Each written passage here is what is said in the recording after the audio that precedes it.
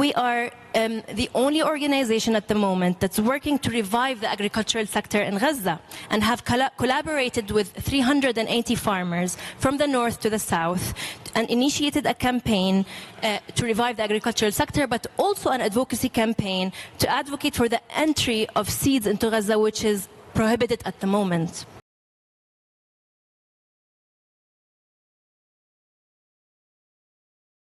Thank you so much for having me. As you said, I'm the manager of the Arab Group for the Protection of Nature. It's a people-led organization. We focus on food sovereignty and its nation's ability to control and localize their food systems. We have been engaged in the Arab Land Initiative for the past few years, and the Arab Land Initiative is a multi-actor platform facilitated by UN Habitat and GLTN to advocate for better land governance at a regional and the country level. So basically we have a number of key lessons learned from our work from the Arab Land Initiative and our work on the VGGT, and another framework we worked on and negotiated, which is the framework for action for food insecurity in protracted crisis, which is conflict and occupation.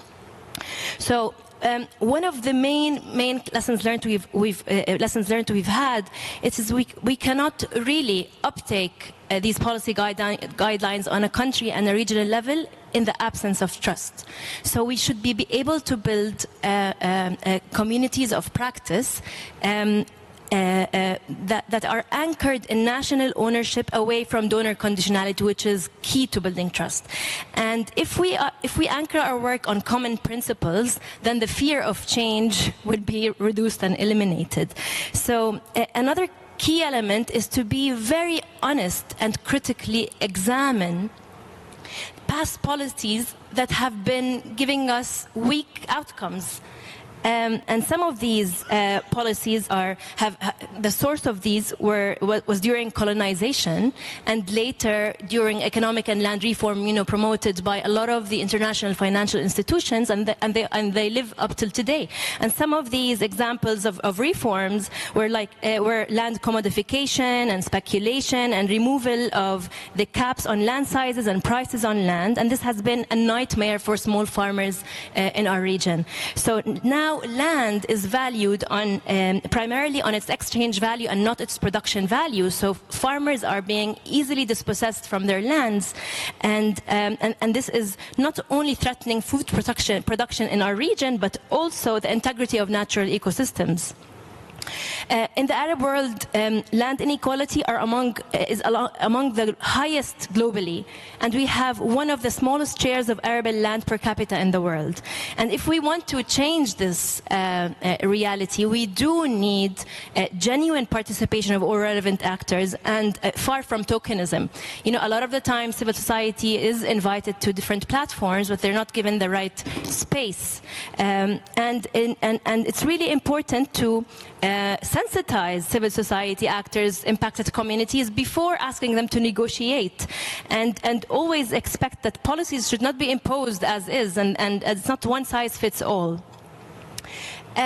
So some of the primary issues from the impacted communities' perspectives is one, for our region, the need to secure food sovereignty by enhancing land use planning and protection of arable land.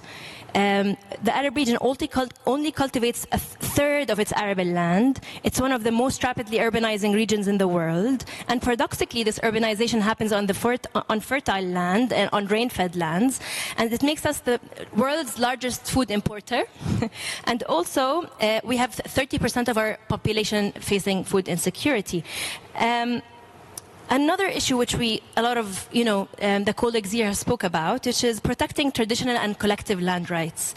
And this is essential for reducing conflict, but also it overlaps with a lot of other rights. So basically, the individualization of land rights that we witnessed the past decades have also impacted women's rights.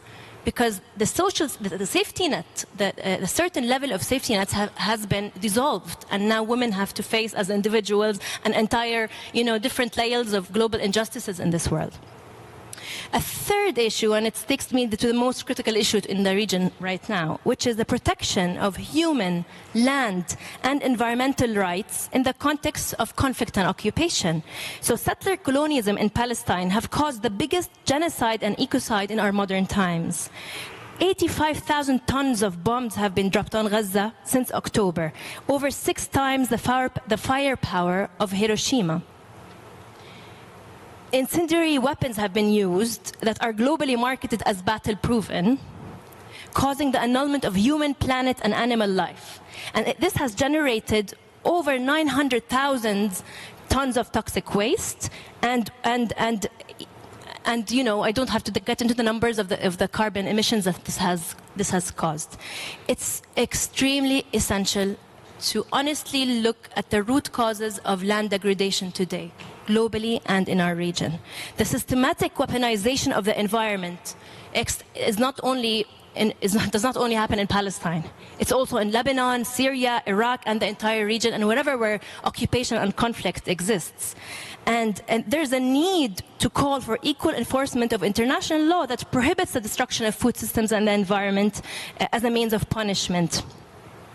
So we, as a people's movement, would like to speak a little bit about what we do on the ground. So we decided not to stand passive. To be able to combat the weaponization of food and the weaponization of the environment, we decided to start recovering the ecosystems and the agricultural sector in our area.